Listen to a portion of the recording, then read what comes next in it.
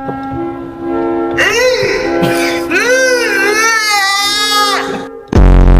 for today's video ay Pakain ng pag-ingay! Ano? Kuya ka naman ng tao! Bakasyon na nga, diba? Kailangan na nga makuha yung kasyon. Nakakaya! Kitang may kausap eh! Ayaw nga, lang nila eh.